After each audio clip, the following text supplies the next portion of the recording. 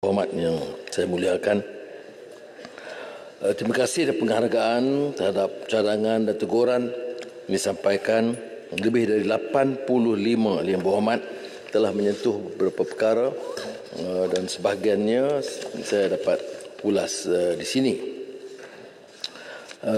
Lebih dari 13 ahli berhormat menyentuh soal ekonomi, fiskal dan hutang negara, termasuk Yang Berhormat Larut, Paya Besar, Beluran, Pokok Senar Pasir Mas, Kota Melaka, Kota Terengganu dan Betung.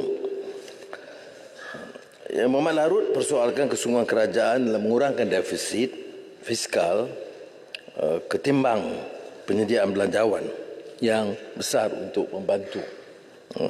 Saya akan ulas ketimbang Pasir Mas, jangan bimbang. Pengurangan defisit yang betul tidak semestinya melibatkan pengabaian kesejahteraan rakyat.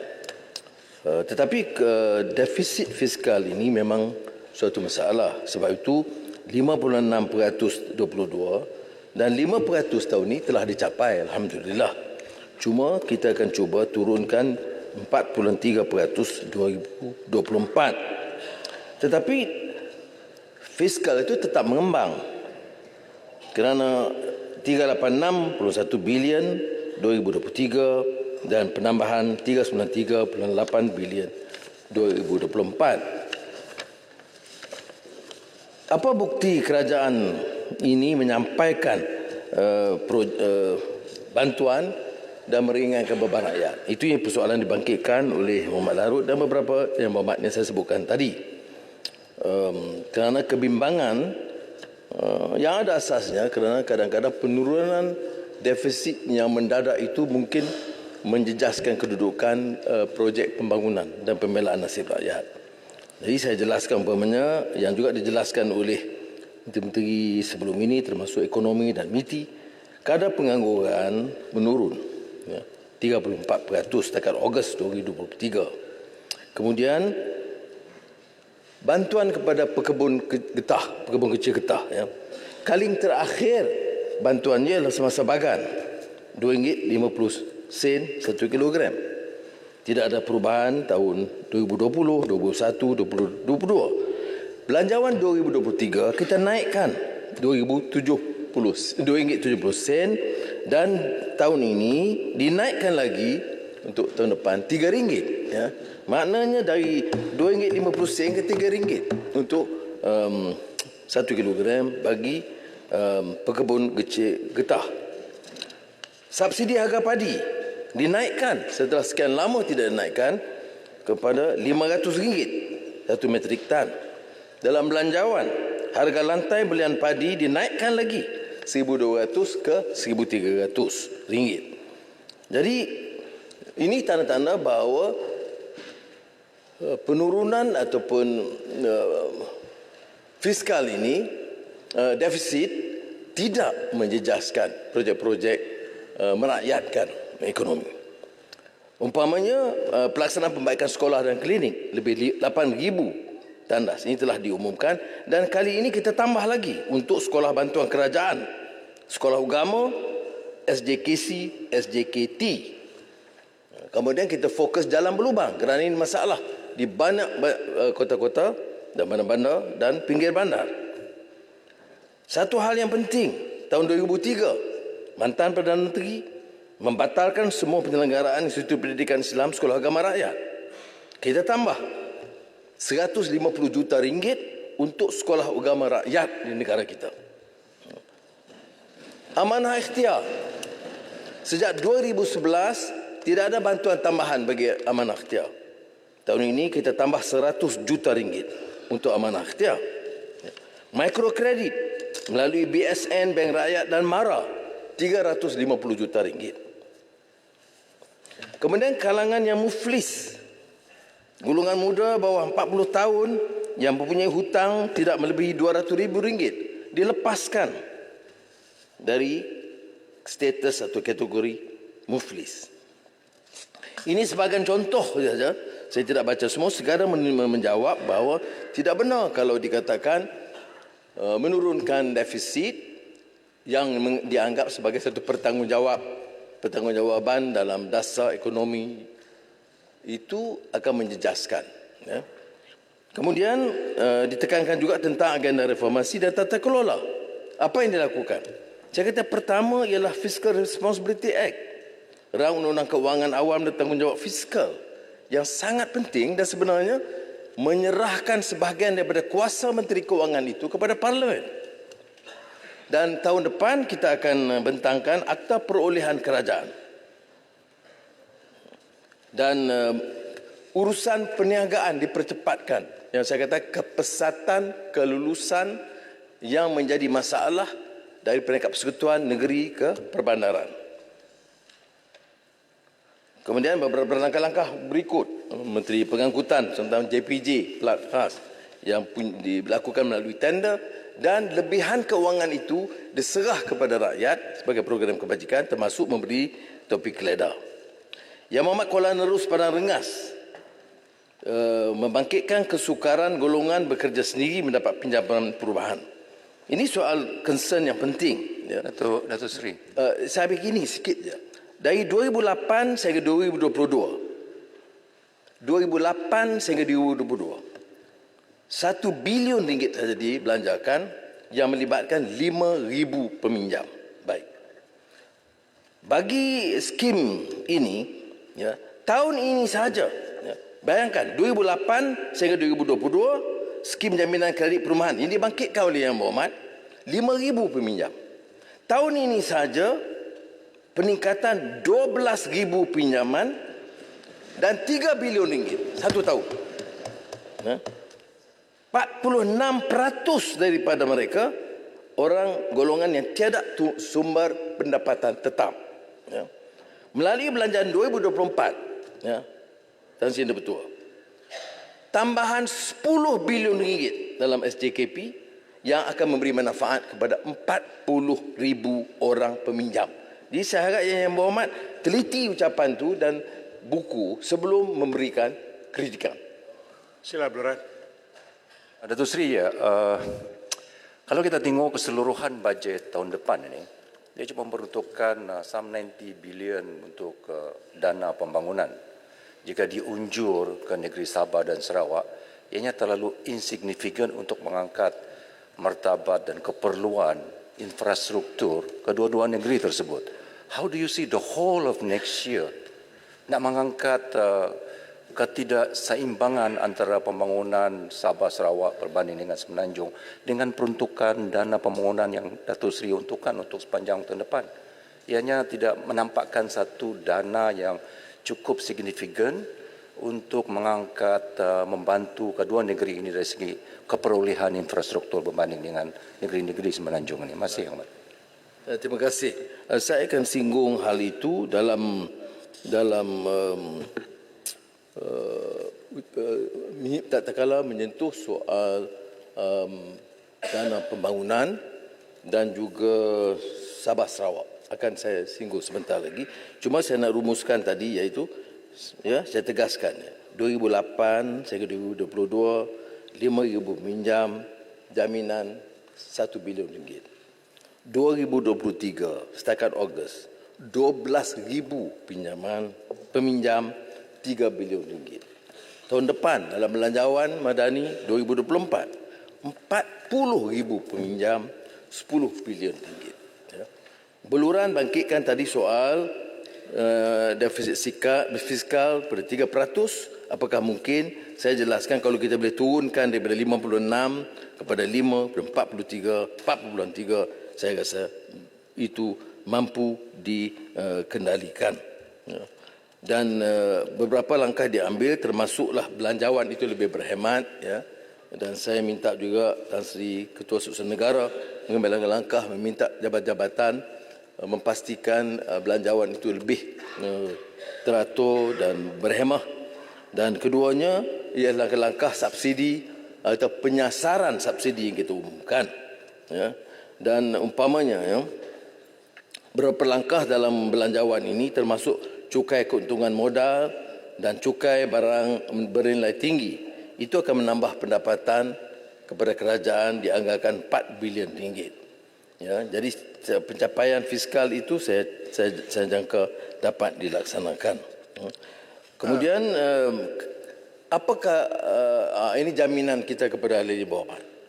Kita tetapkan sasaran defisit fiskal 5%, kemudian 43%. Kalau tak tercapai umpamanya, saya tidak ada pilihan. Saya terpaksa bentang balik untuk dibantah atau disokong atau dikritik oleh ahli Muhammad. Maknanya bagi saya ini satu permulaan bahawa kerajaan tidak boleh sewenang-wenang membuat unjuran kerana ahli Muhammad terpaksa dibentangkan semula dan ahli Muhammad berhak untuk memberikan pandangan. Itu maksud daripada fiscal responsibility act. Macam bagaimana Tuan?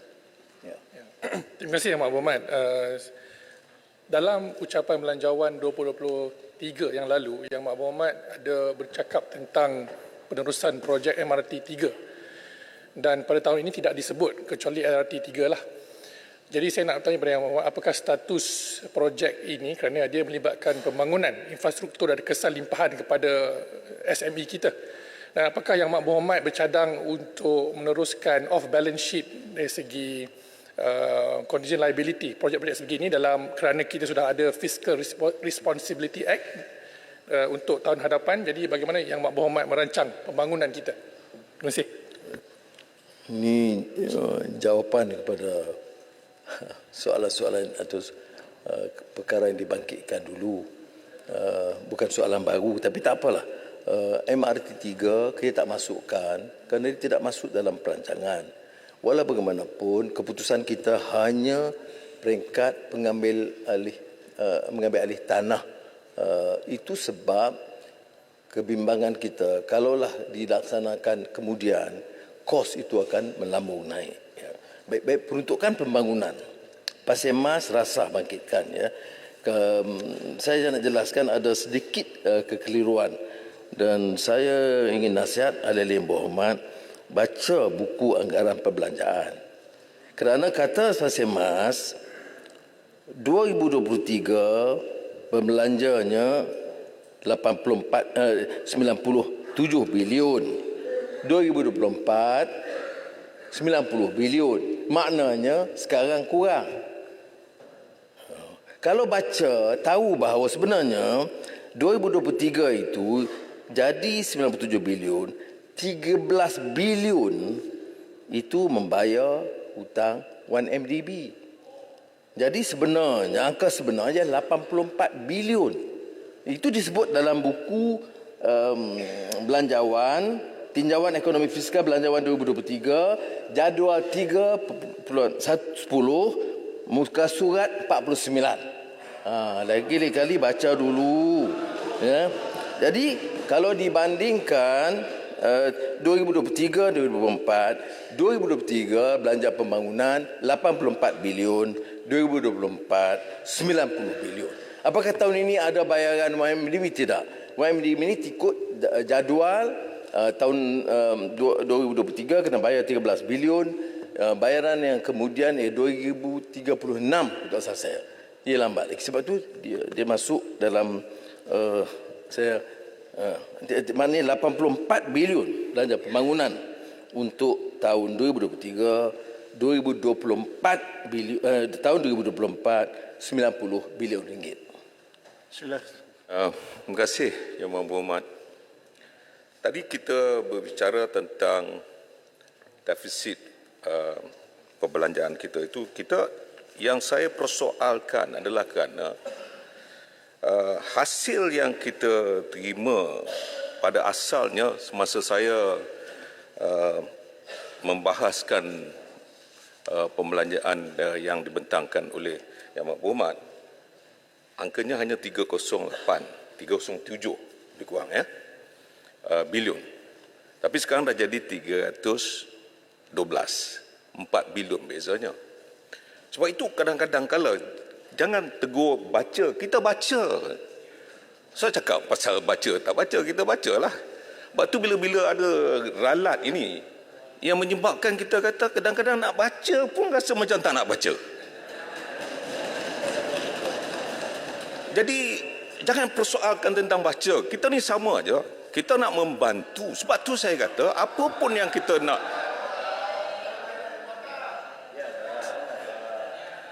Biar ketua silakan. Silakan.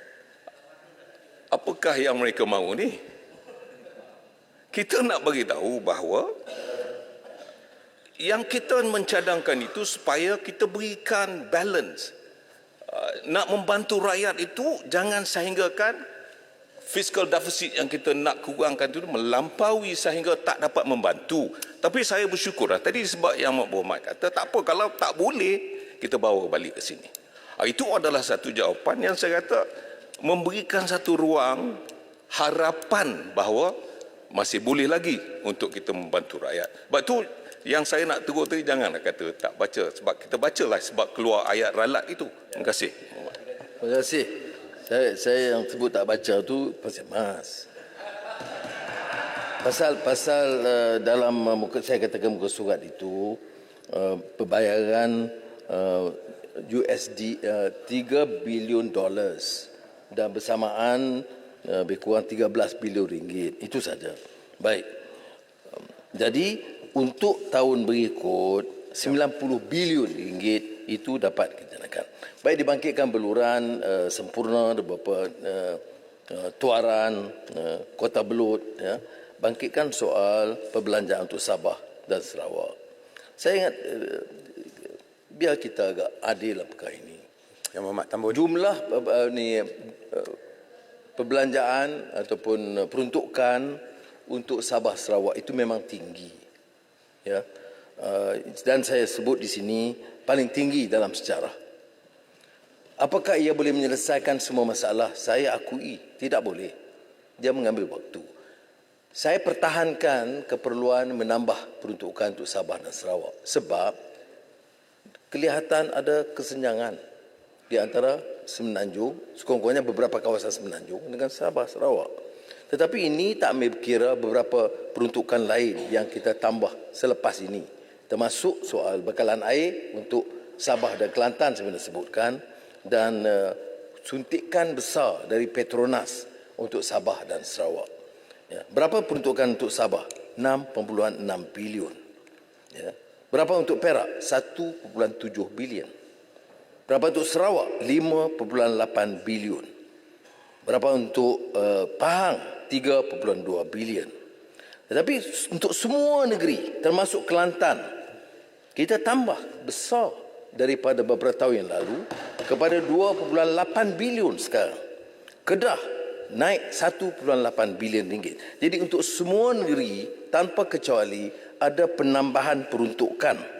Tetapi untuk Sabah Sarawak, kita juga terikat dengan beberapa pemberian persekutuan dalam Perjanjian Malaysia 1993. Sebab itu untuk 2024, pemberian persekutuan untuk Sabah 1.53 bilion ringgit, untuk Sarawak 1.63 bilion ringgit.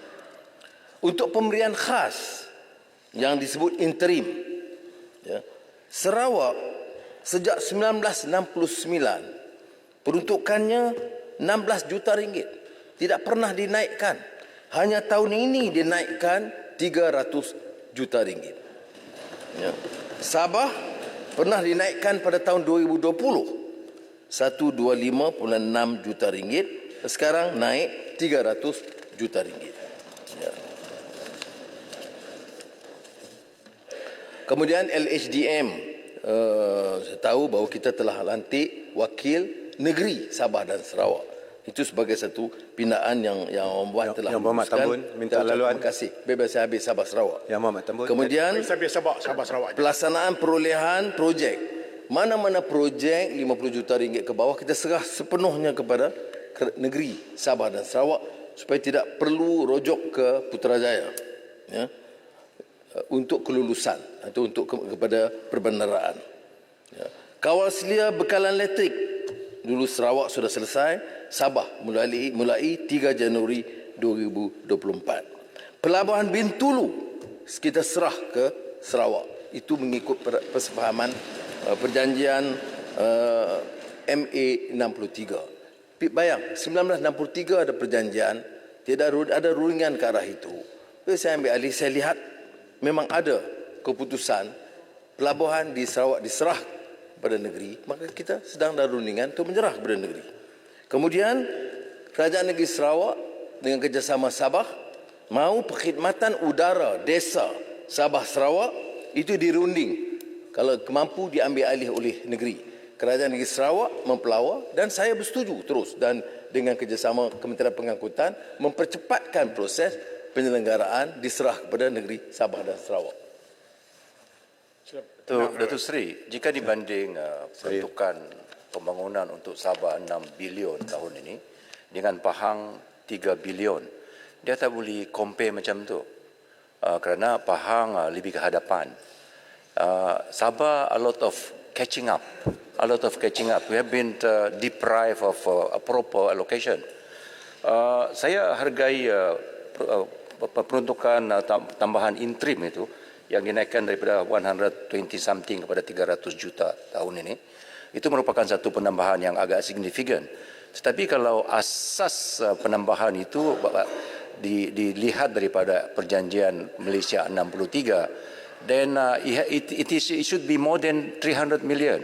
Kerana kalau kita tengok peruntukan Perlembagaan Persekutuan 112C dengan D, it should be 40% of whatever is collected. So is this government going to look into that, the 40%, supaya pemberian interim itu dapat ditambah dan boleh digunakan oleh Kerajaan Negeri Sabah bagi menguntukkan tambahan peruntukan dana pembangunan bagi negeri. So kita hargai 6 bilion, tetapi jika dibanding dengan Pahang 3 bilion, definitely is not comparable. Kerana Pahang lebih ke hadapan dari segi infrastruktur, perolehan infrastruktur. Terima kasih. Betul, saya tidak petikai prinsip itu, cuma macam pembayaran khas interim. Ini kali pertama kerajaan perpaduan lakukan yang tidak dibuat sebelumnya. Itu kena akui. Keduanya, Yang Berhormat, saya akui. Tapi jangan lupa bahawa Pen Borneo itu belanja yang kita luluskan ini 16 bilion ringgit. Yang tak termasuk dalam apa yang saya sebutkan tadi. Penjanaan solar hybrid Sabah Timur.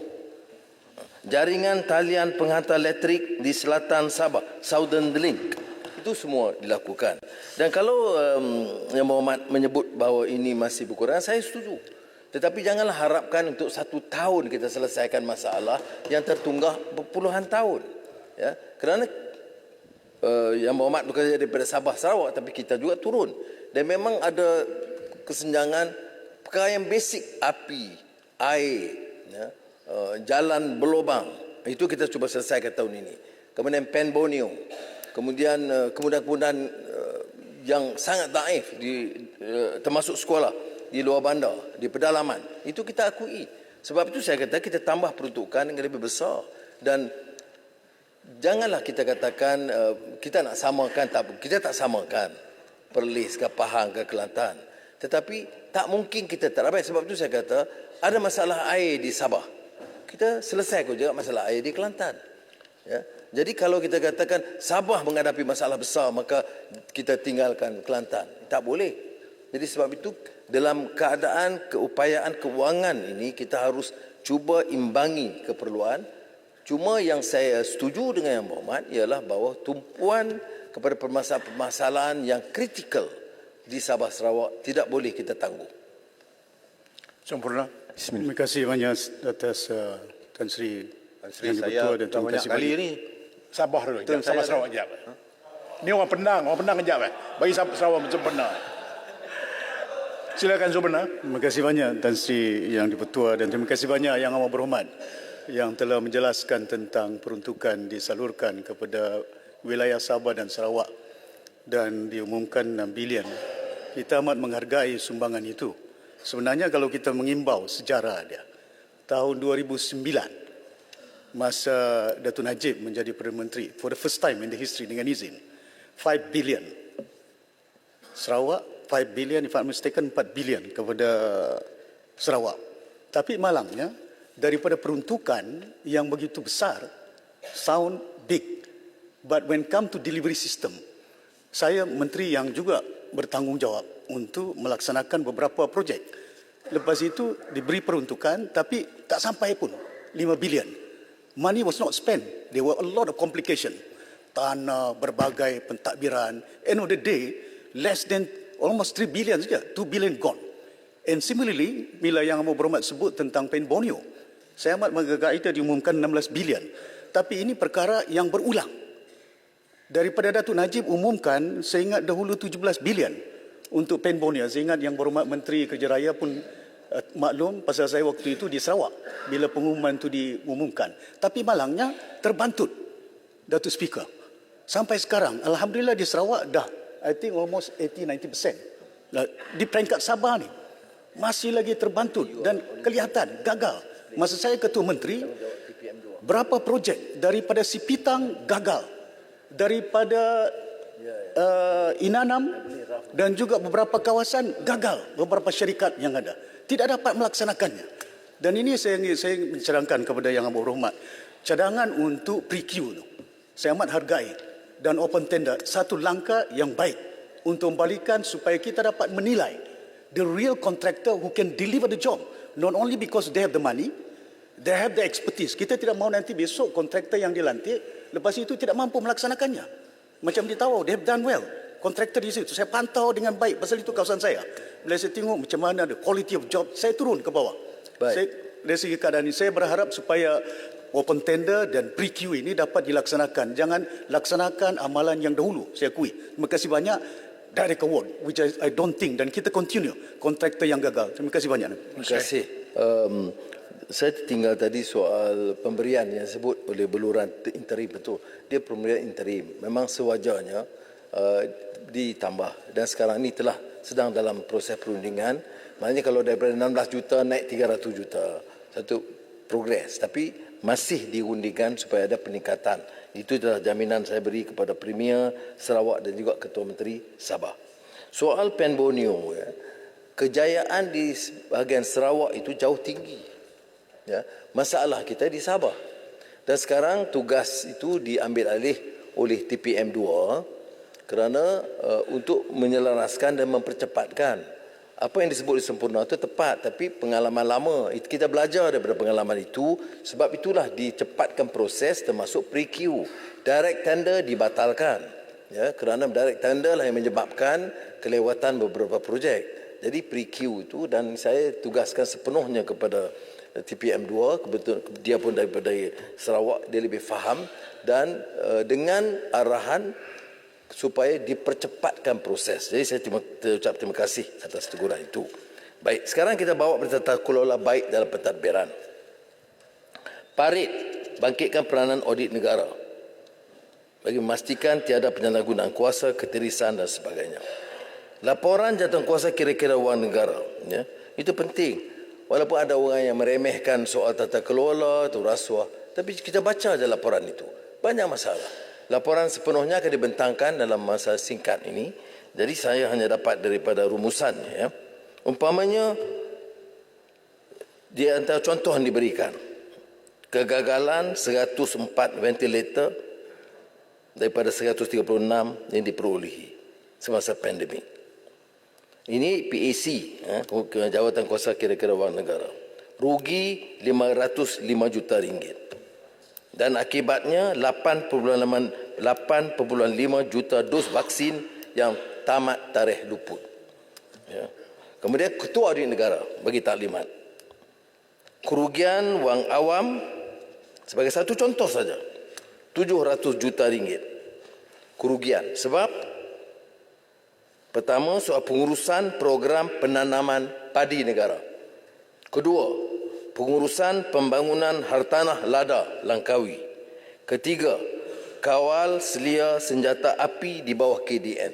Itu pengalaman-pengalaman ini harus diambil kira dan kita tegaskan tidak boleh berulang. Kerana berbeza dari pengalaman lalu, kita telah memutuskan untuk mengambil tindakan sebaik saja dapat disahkan. Ya. Pegawai atau pengurus atau menteri atau siapa saja bertanggungjawab harus dikenakan tindakan. Ini termasuk juga pengurusan dana syarikat kerajaan yang kurang memuaskan termasuk di bawah tekun nasional. Ini terperincinya Yang Berhormat akan teliti tatkala dibentangkan nanti seluruh laporan dari Ketua Audit Negara. Tan Sri, ini berkenaan dengan tata kelola. Terima kasih Tan Sri Yang di-Pertua. Terima kasih Yang Amat Berhormat Tambun. Saya sangat teruja dengan pembentangan pergulangan pada petang ni. Tadi disebut berhemah, bersih dan cermat. Alhamdulillah, kita pun setuju. Tamanya saya nak sentuh berkenaan dengan subsidi berhemah dan cermat ayat ini. Subsidi kalau tahun 2023 daripada 76 bilion telah meningkat kepada 81 bilion. Disparity is 5 bilion. Oleh sebab itu, saya nak tanya, subsidi ayam lebih kurang 2 bilion. Ditarik balik, ke manakah nak dibelanjakan subsidi ayam ini? Sedangkan subsidi meningkat daripada 76 bilion kepada 81 bilion based on the belanjawan pembentangan pada tempoh hari. Itu yang pertama. Yang keduanya saya nak sebut, ralat ni satu perkara yang saya rasa bila kami membaca balik laporan belanjawan, ralat perbezaan dia 4.1 bilion daripada 623,500 ringgit meningkat kepada 4.6 bilion, more or less 4.1 bilion. Jadi ini satu ralat. Apakah perlu perkara-perkara begini berlaku dalam jumlah yang sangat besar dalam cukai tidak langsung negara ini? Ini perkara yang serius. Jadi saya harap Perdana Menteri nak ambil tindakan kepada Menteri Kewangan atau tidak. Yang kedua, ataupun kepada KSP bila berlaku ralat yang begitu besar. Yang ketiga, saya nak minta juga penjelasan daripada Yang Amat Berhormat Perdana Menteri berkenaan dengan tata kelola ataupun perolehan dalam Kementerian Kewangan. Yang mana satu kaedah, adakah ini satu kaedah baru yang dinamakan edaran ataupun anugerah luar sidang? Contohnya, kalau saya salah sila perbetulkan. Anugerah edaran ataupun luar sidang kepada satu pembekalan radar yang berpusat di Kuching untuk mengawal Laut Cina Selatan, security item yang diberi kepada satu syarikat yang bernama Thales. Jadi itu saja, saya minta penjelasan dari Yang Amat Berhormat Tambun berkenaan dengan apa tiga perkara yang saya bangkitkan ini. Sekian, terima kasih. Terima kasih. Walaupun tak bangkit pendapat yang saya jawab, tak apalah. Pendang ni banyak melencong. Tapi subsidi saya akan ulas kemudian. Ya? Ada dalam tajuk dia. Tentang ralat itu telah Timbalan Menteri Kewangan pertama telah jelaskan. Di antara edaran awal dengan pembetulan. Jadi terpaksa dia sudah dicetak. Itu masalah dia. Jadi dikenal pasti, saya dimaklumkan. Jadi saya beritahu, buat ralat saja. Sebab kita tak boleh tarik balik buku itu. Kerana terlalu lambat. Itu yang telah dijelaskan. Ya. Soal... Yang Muhammad, kalau saya boleh sambung ralat sikit. Sejak radar, ini sebawah faktor keselamatan. Ada mata-mata menteri dalam negeri betul tahu. Bila soal kemudahan keselamatan, kadang-kadang dia tidak diumumkan. Ya. Tapi detail saya boleh berikan. Kalau yang diizinkan di bawah yang tidak menjah keselamatan, saya akan maklumkan. Jadi tetapi yang saya ingat, ya, beberapa keperluan termasuk di Eskom, keperluan radar di Eskom, dan yang saya sebut tadi, itu keputusan di bawah Majlis Keselamatan Negara, soal security. Baik, silakan. Kita tanya. Tambun. Sebelum tu saya nak nasihatkan, semasa penggolongan ini tidak boleh dikemukakan perkara baru, sebab it's not fair kepada menteri untuk mengulang sedangkan dia tidak punya maklumat dalam berbagai. Ya. Kalau benda yang telah dibangkitkan boleh didapatkan clarification, bukan benda baru. Saya ada bangkitkan pasal defisit dalam perbincangan pasal defisit. Jadi sebab itu saya sentuh tadi bila Pendang sebut tentang ralat tadi, saya nak kaitkan berkaitan dengan defisit. Jadi kalau kita lihat penjelasan Yang Berhormat Tambun tadi dan juga penjelasan Yang Berhormat Pontian tempoh hari bahawa buku itu dah siap Jadi akhirnya mesyuarat kabinet sebelah pagi buat perubahan, maka perlu ada ralat. Dan ralat itu berada di atas meja kami 23 hari bulan baru sampai hari Isnin, ya, dan tarikh suratnya 17 hari bulan. Cuma isu berkaitan dengan defisit ini concern, ya, sebagai ahli parlimen saya risau kerana biasanya sebarang kenaikan cukai ini dibincangkan dengan teliti dan dah ada dalam buku siap-siap. Seingat saya ini pertama kali dalam sejarah berlaku ini. Jadi kita nak tahu apakah pendekatan SST ini tidak betul-betul diperincikan, ya. Walaupun 2% betul, item makanan tak masuk betul, cuma item-item lain masuk, dan juga logistik sebagai contoh. Daripada kosong tak pernah ada dimasukkan dalam item ini. So jadi kosong ni 8%, satu kenaikan yang besar. Ini impaknya besar. Jadi sebab itu saya kata, adakah perkara ini adalah dalam keadaan kerajaan nak mencapai defisit yang diharapkan, pada masa yang sama nak berbelanja, dan oleh yang demikian kena cari hasil baru, dan hasil baru last minute yang paling banyak adalah melalui kenaikan SST 4.67 bilion. Jadi kalau ini keadaannya, ini satu signal yang amat bahaya, ya. Kerana kita buat last minute keputusan, tak cukup nak cari kat mana, maka dinaikkan SST. Jadi itu memerlukan penjelasan. Baik, terima kasih. Terima Muhammad. Tak ada bahayanya pun. Kalau kata tak pernah berlaku, tak betul. You tak buat homework. Saya pernah jadi Menteri Kewangan, dipindah masa pagi itu, dan oleh menteri-menteri, terpaksa dipindah kertas tak kala bentang pukul 3, pukul 4 banyak kali. Cuma kemudian itu dengan pengalaman jadi dibetulkan. Dan hal ini telah dijelaskan oleh Timbalan Menteri Kewangan, ya, sebelumnya. Dan keputusan ini yang saya sebut mencukai perkhidmatan keputusan lama, dan kita telah jelaskan pun dalam sidang parlimen bahawa cukai perkhidmatan akan dikenakan. Cuma detail baru kita sebut, ya. Baik, 26 ahli yang berhormat, termasuk Paguh, Bera, Bagan, Muar, Shah Alam, Labuan, Keningau, Keluang Pendang dan nama-nama lain yang saya sebut dalam teks sepenuhnya, yang bangkitkan soal perluasan skop dan kenaikan kadar cukai perkhidmatan kepada 8%. Ya. Jadi betul kita nak kenakan, tetapi cukai perkhidmatan kita tahu ini dikecualikan apa, ya? Makan minum, telekomunikasi, pakai kenderaan kekal dan sebagainya. Termasuk yang sebut logistik, pembrokeran, penaja jaminan dan karaoke. Tapi yang mengenai logistik itu memang betul. Kita sedang halusi pastikan bahawa hal-hal yang menyentuh secara langsung kepentingan rakyat itu akan dikecualikan. Dan ini tentunya akan dicerakin tak kala kita bentangkan secara terperinci. Soal ini ada kaitan dengan cukai keuntungan modal yang dibawa di Subang, Hitam, Julau, Tampau, Macang. Ya. Baik, ini tujuan kita memeluaskan asas cukai. Dan seperti yang kita tahu, ya, cukai keuntungan modal ni banyak menyentuh orang yang kaya. Sebab itu kadang-kadang saya tak faham mengapa kita nak cukai orang miskin tak boleh. Nak cukai orang pertengahan pun kita nak elak. Nak cukai orang kaya pun dibantah. Jadi sebab saya katakan bahawa cukai keuntungan modal ini dikenal pasti oleh kebanyakan negara.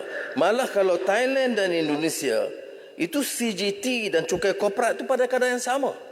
Bagi kita, CGT itu 10%. Kalau Thailand dan Indonesia, kalau cukai korporat itu 30%, maka CGT 30%. Tapi kita tidak kenakan. Dan ini tujuannya ialah supaya apa yang disebut percukaian yang progresif.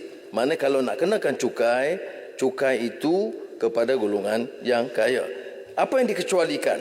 Termasuk pelupusan saham berkaitan initial public offering, ya, yang diluluskan, penstrukturan dalaman dan syarikat modal teroka. Dan apakah ia ada kesan dengan PMKS? Saya kata tidak dikenakan, ya.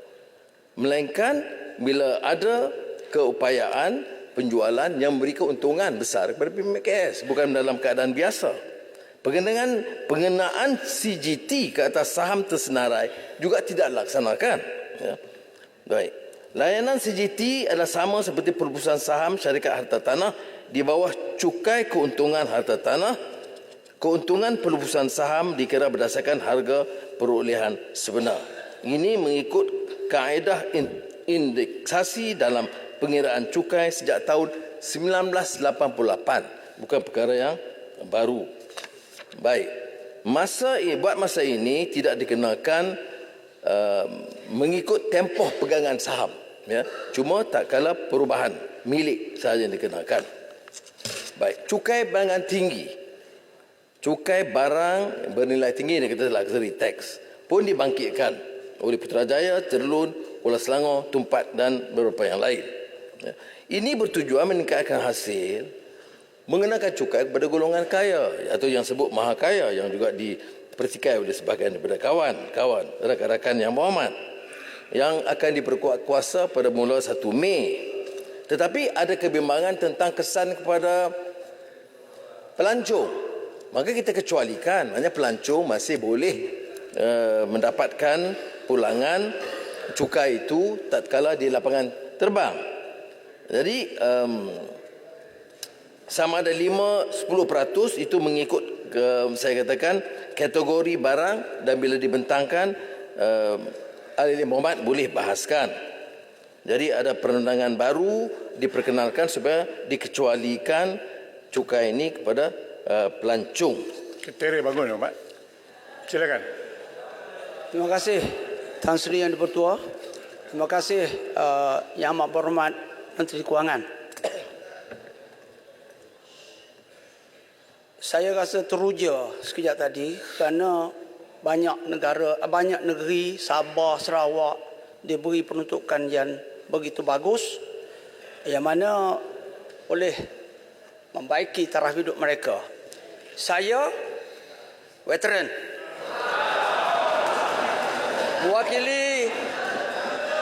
Mewakili 2,700. Kami dah tahu. Veteran. Sabar. Dengar dulu. Saya ni dah bercakap benda ni, saya nak minta clarification saja. Saya nak minta itu aja, jaminan daripada Yang Maha Berhormat. Okey. Sebab saya jawapan lain tidak meyakinkan saya. Hari ini saya dah jumpa dengan Yang Maha Berhormat sendiri, Menteri Kewangan, Perdana Menteri. Jadi saya rasa Perdana Menteri sendiri pun dah tahu apa yang saya nak cakap. Okey macam ni.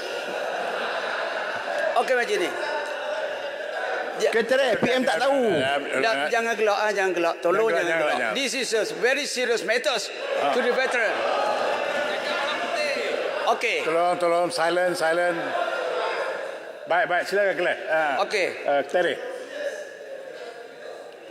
Sebagaimana yang Berhormat sedia maklum, 78,546 veteran yang bersara sebelum 1 Januari 2013 menuntut hak pelarasan pencen mereka berdasarkan kepada yang pertama, bahagian 5 peraturan-peraturan angkatan tetap pencen, ganjaran dan faedah-faedah lain 1982. Setiap kali berlaku pelarasan gaji mesti dibuat pelarasan pencen. Yang kedua, berdasarkan kepada keputusan Majlis Veteran Kebangsaan.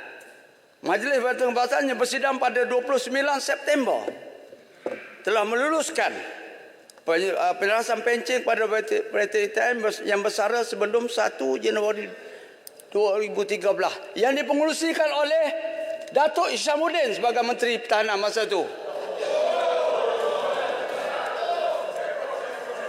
Sembrong. Jadi berdasarkan kepada dua faktor tersebut, saya dah bagi tahu benda ni daripada titah diraja dulu lagi bulan 2 itu, bulan Februari, supaya disegerakan ni. Saya faham dah. Jadi saya nak minta jaminan hari ni daripada Yang Berhormat Perdana Menteri, selesaikanlah masalah veteran ni kerana mereka ni dah tua-tua semua. 70, majoriti 70 ke atas. Lepas tu 1,756 anggota cedera semasa operasi. Jadi kesianlah dia orang ni. Jadi saya amat berharap hari ni sesuatu yang keluar daripada mulut Menteri Kewangan memberi jaminan kepada veteran-veteran semua ni. Baik. Sekian, terima kasih. Terima kasih. Tahniah Ketere, hidup veteran. Baik, terima kasih. Saya ambil perhatian Yang Berhormat Ketere, dan memang benar ada majlis yang sembarang pengusikan Itu semua saya dah jawab. Kita sekarang buat penelitian menyeluruh pelarasan gaji yang tertangguh sudah hampir 12 tahun. Bukan saja veteran, tapi juga pejabat awam. Ya, tidak ada pelarasan gaji setelah 1 dekad seperti yang telah dijanjikan. Jadi sebab itu saya katakan, sementara ini memang saya bagi ke semuanya RM1,000 itu. Kerana saya fikir, enggak. Tetapi Kita tak boleh itu. ya, Saya dengar. yang Kita kena duduk kena dulu, betul, ya. Duduk kejap. Langkah sementara yang berhormat, kerana pelarasan ini akan melibatkan jumlah yang besar. Ya. Saya tidak mahu berlaku seperti dulu. Kita selesaikan masalah penjawat awam, kita tinggal golongan profesional, kita tinggalkan guru pendidikan, kemudian masa tentera. Jadi kita minta sekarang ni bersama KSN dan KPPA untuk membuat kajian menyeluruh. Jangan ada satu pun yang tertinggal. Ya. Tetapi langkah sementara yang Muhammad kena terima jugalah. Langkah sementara apa saya buat? Saya bagi untuk tekun veteran 10 juta. Ranger community kalangan veteran 20 juta ringgit. RM1,000 kepada veteran. Skim micro veteran BSN 100 juta. Protegi latihan untuk pekerja. Kota khusus untuk veteran dalam kerajaan. Kursus dan latihan di bawah HRD Corps. Semua kita buat. Apakah ini penyelesaian? Bukan. Ini sementara kita buat pelarasan gaji menyeluruh. Ya, termasuk mengambil kira pandangan veteran dan juga pimpinan tentera. Saya jumpa PAT baru-baru ini.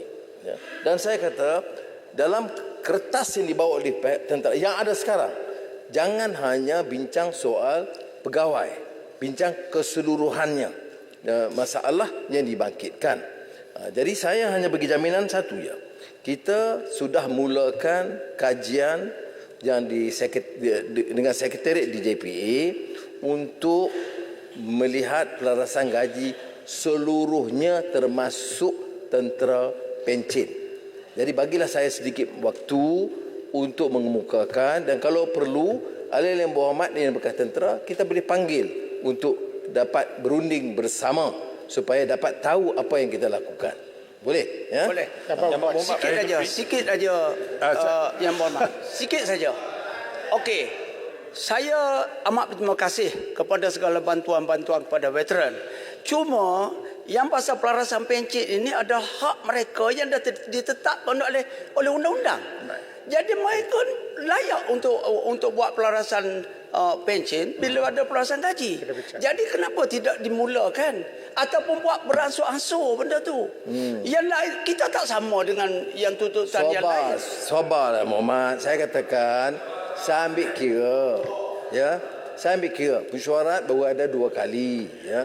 Tetapi saya dah bagi jaminan dan saya bagi tahu arahan saya jelas. Saya tidak mahu lagi laporan daripada JPA yang meninggalkan mana-mana tuntutan. Kerana ini satu, banyak yang lain yang juga memberi keluhan tentang profesion mereka nampak diketepikan atau peluang kenaikan pangkat dan sebagainya. Umpamanya tentera, kalau tak salah 46A1, maknanya ada satu kategori nak naik pangkat, itu berbeza daripada penjawat awam. Kena ada kursus lain, ujian tambahan.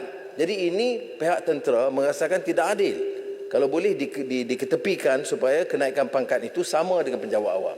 Tapi ini semua kita teliti dan mintalah yang berhormat sabar sikit dan kita akan panggil untuk undi. Okey, saya minta apa Muhammad? Okey, tak apa. Saya Tak boleh debate macam ni. Bukan debate. Tak boleh. Yang di-Pertua, please. Saya setuju, saya sedia untuk berbincang dengan. Baik. Saya jemput Aitam. Subsidi. Saya ingat kalau boleh sebab masa tidak mengizinkan dan saya kena cover semua subjek. Subsidi diesel yang dibangkitkan oleh Kota Marudu, Temerloh, Sibu, Libaran dan Antara Panjang. Kita tahu bahawa harga diesel subsidi RM2.15 ketimbang harga pasaran RM3.78. Dan kita prinsip subsidi yang terangkan juga oleh Menteri Pertanian, ya apa dia? Kita subsidi kepada 3.5 juta orang asing. Kita subsidi kepada golongan maha kaya. ada yang bangkitkan mengapa saya sebut Mahakaya. Termasuk Al-Wasta dan beberapa yang lain, saya tak ingat ya. Al-Wasta, Larut, Macang, Ulu Terengganu, Maran, Maharang. Saya tidak menentang orang kaya. Mahakaya ini kerana kategori ini tidak boleh dapat sedekah dan subsidi. Itu saja poin dia. Bukan kita marah dia sebab dia kaya. Kita kata program subsidi macam diesel, minyak, ayam, semua ini dapat manfaat kepada golongan kaya. Jadi kita nak elak daripada ini berlaku, sebab itulah dikatakan penyasaran subsidi. Dan kalaulah dengan cara ini rakyat terbeban, harga gula naik atau harga tepung naik atau harga ayam naik, kita tidak akan ubah dasar subsidi ini, tetapi kita beri suntikan tambahan STR yang melibatkan 9 juta rakyat, maknanya yang akan mendapat faedah daripada bantuan daripada kerajaan untuk mengurangkan beban mereka. Tapi dibangkitkan, ini soal bahasa sedikit. Mana dia maha kaya? Tak betul. Maha itu istilah maha. Maha siswa? Boleh pula. Kemudian ada lagi istilah umpamanya Mahathir.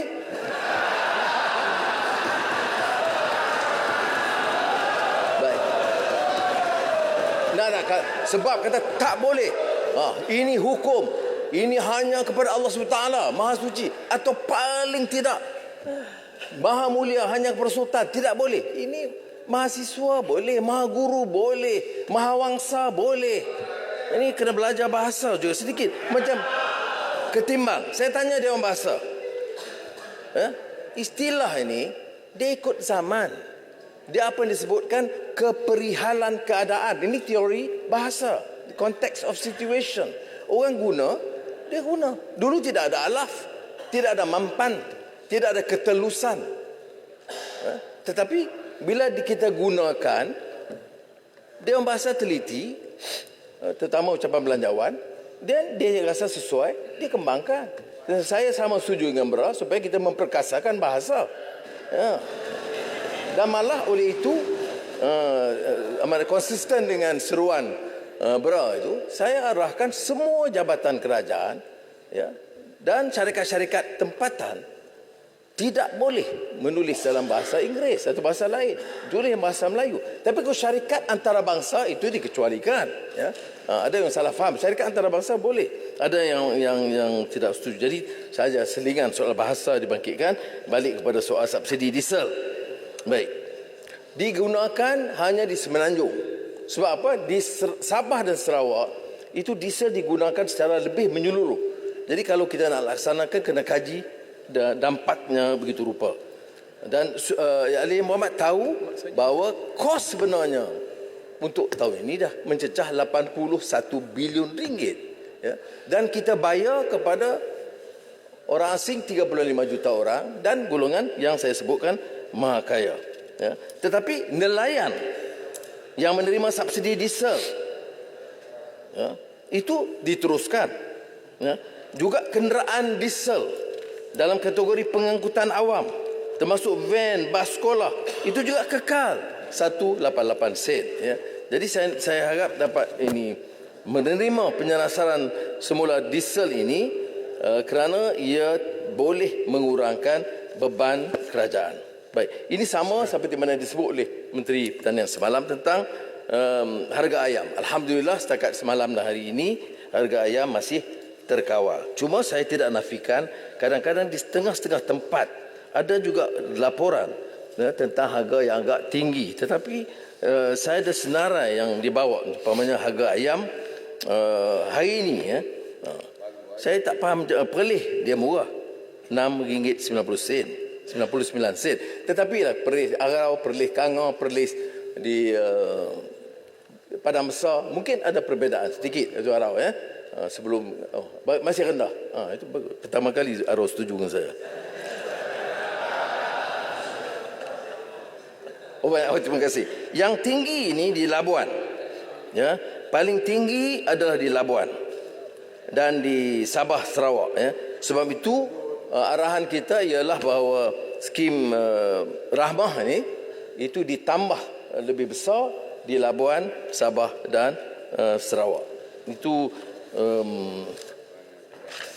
ini sumbangan tunai rahmah dan sumbangan asas rahmah yang juga dibangkitkan oleh Teberau dan Jerlun. Yang Muhammad Perdana Baik. Menteri. Sekarang ini berapa jumlah yang memperoleh manfaat daripada STR? Itu 9 juta orang. Tuan Sri Yang Dipertua. Ya. STR 9 juta orang. Dan untuk fasa 4 pada 7 November ini, 7 November kita akan tambah 5.2 juta penerima mendapat STR antara RM100 sehingga RM1,200 dan permohonan rayuan diluluskan akan menerima RM100 sehingga RM2,500 sekaligus. Nilai keseluruhan fasa 4 untuk November ini sahaja RM2.1 bilion. Mana bantuan ini diharap boleh meredakan tekanan yang dibangkitkan oleh ahli-ahli yang berhormat. Jadi permohonan baru dibuka untuk baik. STR dinaikkan dari RM8 bilion ke RM10 bilion untuk 9 juta penduduk. Ya. Dan kadar maksimum bagi keluarga miskin ditingkatkan dari RM3,100 kepada RM3,700. Ya. Sebab itu saya yakin kalau keluarga termiskin negara ini boleh dapat RM3,700, ini dengan sendirinya akan memudahkan ya, langkah-langkah untuk menoktahkan kemiskinan Tegar. Kadar SARA selain daripada STR ada lagi SARA. SARA ini ditingkatkan dari RM600 kepada RM1,200 untuk dengan bilangan penerima manfaat meningkat dari 200,000 orang kepada 700,000 orang. Mana tambahan di antara 600 sehingga RM1,200. Jadi kalangan yang bangkitkan soal sedikit katalah naik harga, dia jangan lupa bahawa penambahan bantuan langsung kepada keluarga ini bukan kepada yang paling miskin saja, kepada 9 juta maknanya kelas menengah. Dan kita sedang kaji apakah dengan keadaan beberapa penyasaran subsidi perlu ditingkatkan lagi. Saya kata tingkatkan untuk tahun depan RM2 bilion. Ada yang hitam, Yang Amat. Yang Amat tentang cukai siap. Terima kasih Yang Amat Muhammad. Saya ucapkan tahniah kepada Yang Muhammad sebut STR ditambah sehingga 10 bilion. Itu banyak membantu rakyat 9 juta orang.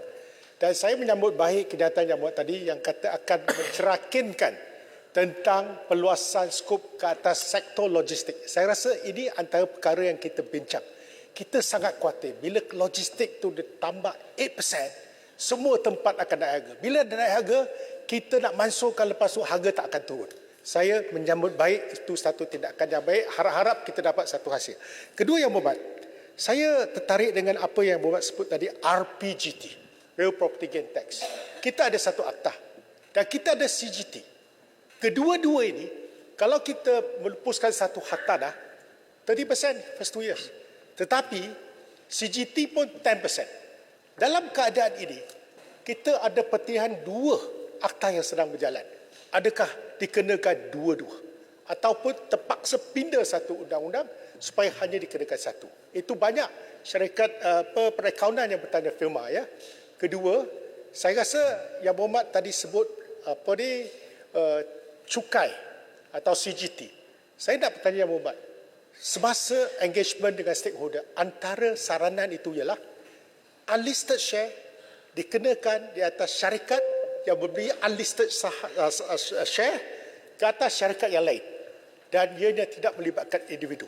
Tapi pengumuman Yang Muhammad tampaknya secara terbuka. Adakah dasar kerajaan akan kenakan unlisted share oleh pemilikan oleh sesiapa individu dan juga syarikat. Saya rasa perkara ini akan memberi pencerahan yang lebih kepada masyarakat. Terima kasih. Yang Hitam ada sebut tentang logistik. Memang betul. Sebab itu saya jelaskan bahawa logistik itu harus dicerakinkan supaya aspek yang menyinggung atau memungkinkan penggunaan awam yang memungkinkan kenaikan harga itu dikecualikan. Itu sedang ditepikan. Tetapi cukai perkhidmatan atau logistik itu bukan 8%, ya, 6. Itu dah saya nak jelaskan. Ya. Kita yang berhormat sebut 8, tidak. Dia 6. Ya. Tetapi skop sektor logistik itu, ya, saya dah minta Kementerian Kewangan kerana melihatkan beberapa ahli yang berhormat yang bangkitkan kebimbangan. Saya minta mereka buat libat urus sedikit lagi untuk mendapatkan input daripada mereka sebelum kita putuskan secara muktamad. So RPG setakat ini memang tidak melibatkan listed shares. Ya. Cuma dalam pengeluaran kerana dasar di kita itu unlisted shares. Ya. Tetapi kalau perlu penjelasan itu kita akan tetapkan kerana belum dirumuskan secara terperinci. Ya. Baik, ni saya takut dengan Maghrib. Boleh. Last minta sikit saya yang ada bawah bangkitkan isu royalty. Saya tunggu sehingga akhir yang berhormat tidak disentuh. Ada. Jadi ala-ala nak sentuh, saya nak bagi sedikit pencerahan yang mak berhormat. Saya jawab je nak bagi. Berkaitan dengan saya terima sekejap, mungkin yang ni nilai tambah kepada jawapan yang berhormat. Ini penggulungan, bukan perbahasan yang berhormat. Okay. Ya. Saya akan sentuh sikit jawab pada masa itu. Silakan teruskan, Menteri. Prestasi pelaburan yang dibangkitkan oleh Titi Wangsa, Semberong, Bacuk, Tenggara, Seputih, Kuala Nerus sebagian besar telah dijawab oleh MITI dan juga Menteri Ekonomi, dan saya tidak mahu mengulanginya. Cuma nak menyatakan mungkin Semberong tidak ikuti perkembangan, ya, bahawa berbeza daripada MOU, ini ada kelulusan. Ya. Saya lebih berat tentang kelulusan dan pelaksanaan. Ada umpamanya, betul, kerana Muhammad Semberong ada pengalaman. Kadang-kadang kita hanya gairah bincang soal MOU, tetapi kadang-kadang tidak dilaksanakan. Ada satu tahun di mana MOU diumumkan, yang dilaksanakan hanya 40%. Jadi ada kebijakan untuk memperingatkan supaya jangan kita hanya war-warkan MOU. Tapi dalam kes ini seperti yang disebut, ya, bahawa macam Infineon itu sudah laksana. 25 bilion ringgit Infineon itu sudah diputus dan mula dilaksanakan. Begitu juga Jiri dengan Proton di Tanjung Malim diputuskan dan dilaksanakan. Aramco yang saya jumpa baru ini, ya, untuk memperluaskan projek itu disahkan oleh putera MBS sendiri bahawa lembaga akan datang dan melaksanakan. Jadi saya setuju tidak semua yang diumumkan itu dilaksanakan, tetapi prestasi sekarang ini setakat ini melebihi prestasi sebelum pandemik. Jadi ini satu perkembangan yang baik. Dan sebelum tadi termasuknya Elon Musk dan juga yang dari Timur Tengah, termasuk baru-baru ini MBZ dalam Mazda yang 40.6 bilion ringgit itu, dan rombongannya sudah datang untuk melaksanakan. Bukan lagi MOU. Dia agreement sudah ditandatangani, mula pelaksanaannya. Jadi itu juga kesan daripada lawatan. Dan untuk dalam mengambil perhatian teguran dari Yang Berhormat kerana kelewatan ini, maka kita di peringkat Jemaah Menteri memutuskan bahawa Menteri MITI ditugaskan menjadi penyelaras dalam memastikan pelaksanaan itu bersama Maida, ya. Matrid lah urus bawa dan Maida menjadi sekretariat untuk pelaksanaan yang lebih berkesan. Ini kerana Malaysia sebagai negara dagang terpaksa bergantung kepada pelaburan domestik yang juga tinggi dan juga pelaburan asing. Yang amat Menteri, mohon sikit daripada tadi. Boleh yang royalty Tan Sri. Terima kasih. Terima kasih Amat Berhormat Perdana Menteri. Pada persidangan Parlimen yang lepas, Yang Amat Berhormat Perdana Menteri memberikan cadangan yang saya akur, iaitu untuk peruntukan Parlimen diberikan secara adil dan saksama, perlu adakan rundingan dahulu dengan pihak Timbalan Perdana Menteri. MUA telah pun berjumpa dengan Timbalan Perdana Menteri 2 untuk tujuan ini. persoalan saya, apakah tindakan susulan SOP yang jelas yang boleh digariskan? Adakah rundingan mencukupi atau seperti mungkin apa yang dibincangkan sejak seminggu, 2 minggu lepas, iaitu perlu ada kenyataan media yang dikeluarkan, contoh oleh 2 ahli parlimen yang menyatakan sokongan ke atas Yang Amat Berhormat Perdana Menteri. Perkara ini penting supaya ahli parlimen tahu apa yang perlu mereka lakukan. Baik, terima kasih. Dapat peruntukan. Kenyataan dari Kuala Kangsar dan Labuan itu tidak runding dengan saya atau mana-mana menteri. Ya. Jadi itu kalau mau penjelasan biar tanya Kuala Kangsar dan Labuan. Tentu saya mengalu-alukan kerana itu kematangan dan kebijaksanaan mereka. Bapak Menteri, sedikit mohon sedikit sedikit penjelasan. Lepas ni arau pula. Yang Amat Perdana Menteri, mohon. Baik, Berhormat, tadi kata nak jawab royalty. Untuk menjawab. Mohon penjelasan. Yang Hormat, Bapak Menteri, mohon. Yang Berhormat, tadi kata nak jawab royalty.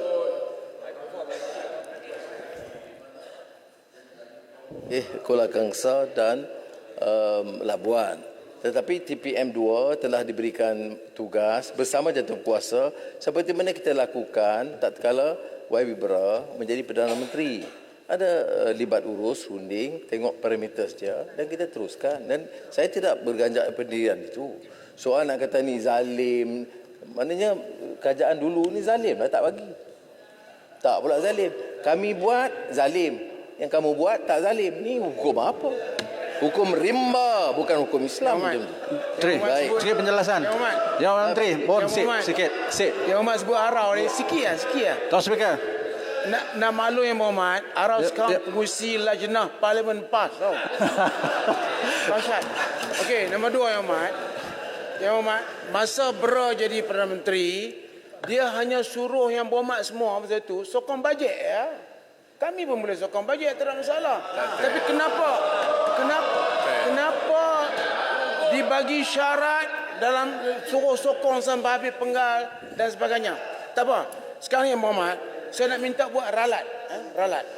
Tadi ralat 4 bilion tambahan. Ralat saya, ahli parlimen ni 300 juta diminta dikeluarkan. Sebab apa? Dia tak nak bagi duit ke kami, kena keluarkanlah. Jadi sekarang ni peruntukannya masih ada. Jadi baik, mana tak mau lawang tu maknanya sekarang ni. Kan?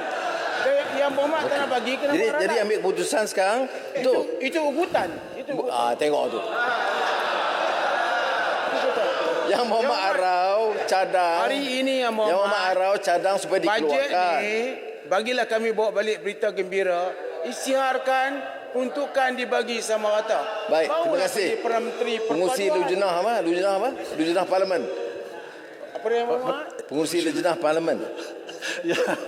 Saya lajnah Parlimen. Itu sebab saya kata. Saya lepas ni dia orang akan lantik jadi pengurusi lajnah Perikatan Nasional.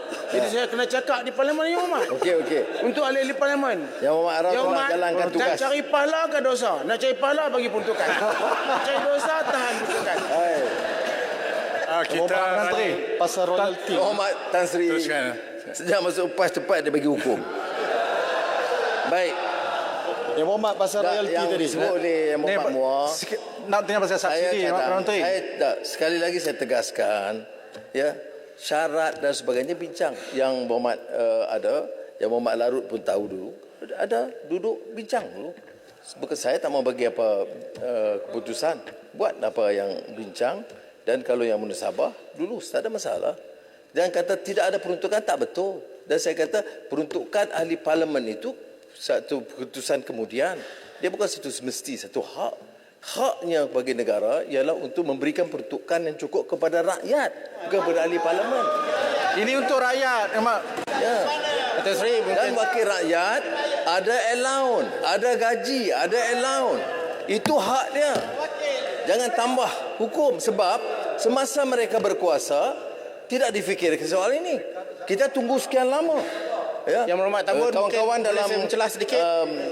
Keadilan DAP PAS masa itu pun tak pernah dapat dalam kerajaan dulu. Kemudian bila mereka berkuasa pun kita tidak dapat juga sehingga ada Yang Berhormat Tambun, ini saya satu cadangkan rundingan. Yang Berhormat Tambun, boleh saya mencelah sedikit dalam hal ini? Boleh. Saya minta lama dia. Royalty tadi, royalty Yang Berhormat. Royalti petroleum untuk Kelantan. Bila nak jawab? Royalti petroleum pun tidak pernah diluluskan semasa kerajaan Perikatan Nasional. Sekarang ini Yang Amat Berhormat Tan Bun menjanjikan reformasi. Dia tanya, bukan kita reformasi. jawab. Kenapa apabila menjadi pemegang kuasa mengulang balik hutang yang lama? Sepatutnya ini zaman reformasi buat perkara yang baru. Pasir Hugo, sila duduk. Baik. Jadi saya kata peruntukan kita perinci. Macam Terengganu dia minta. Ya. Yang mana yang melibatkan gaji saya tidak tangguh. Tapi yang melibatkan projek kita teliti. Bahawa projek itu mesti ikut kaedah kewangan yang strict, yang maknanya mengikut kaedah dan peraturan keuangan. Umpamanya kalau ada yang mendesak macam Kenyir, itu tak payah panjang-panjang. Saya terus bersetuju dan meluluskan. Saya hinggakan target sampai 200 juta. Ya. Dan projek-projek itu sebahagiannya termasuk dalam kaedah dana royalty.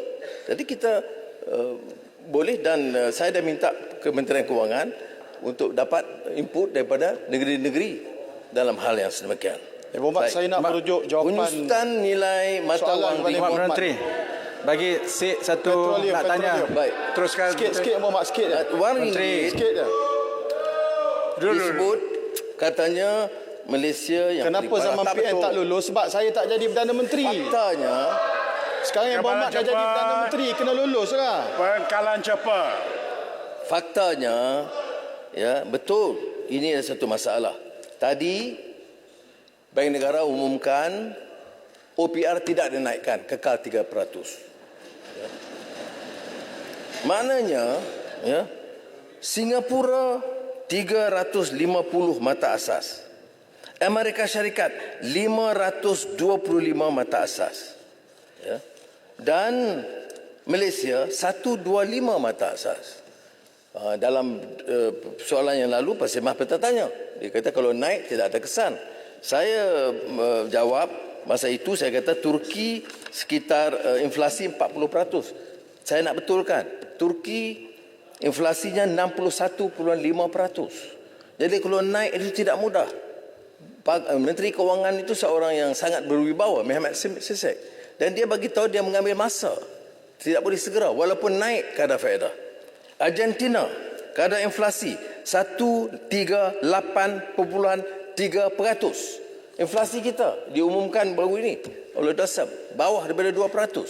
Jadi ada maknanya ada faktor-faktor lain yang diputuskan dalam Fed Amerika Syarikat.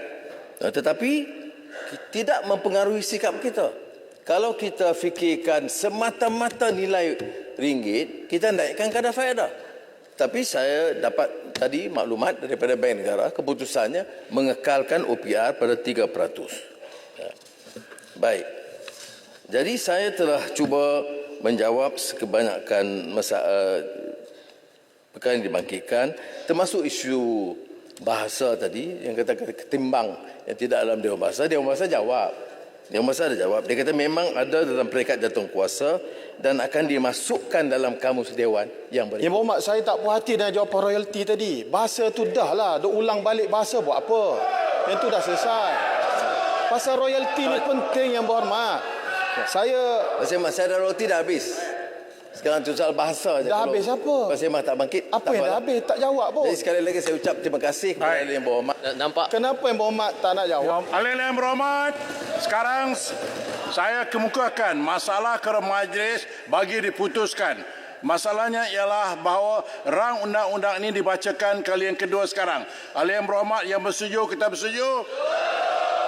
Yang tidak, kata tidak. Lebih seorang setuju. Rang undang-undang ini dibacakan kali kedua sekarang. Undang-undang bernama Satu Akta bagi menggunakan sejumlah wang daripada kumpulan wang disatukan untuk perkhidmatan bagi tahun 2024 dan bagi memperuntukkan jumlah wang itu untuk perkhidmatan bagi tahun itu. Yang Berhormat, sekarang saya kemukakan masalah bahawa usul di atas nama Yang Amat Berhormat Menteri Kewangan di dalam aturan urusan mesyuarat ini diedarkan kepada jawatan sebuah majlis. Ahli yang bersetuju, kata bersetuju. Yang tidak, kata tidak. Lebih suara bersetuju. Alhamdulillah, Hadirin berhormat, mesyuarat Dewan hari ini ditangguhkan hingga jam 10 pagi hari Isnin 6 November 2023. Assalamualaikum warahmatullahi taala wabarakatuh. Speaker. Dan selamat malam. Tak payah buat laju-laju, pelan-pelan pun okey. Bagi lunak sikit. Saya nak buka puasa. Terima kasih.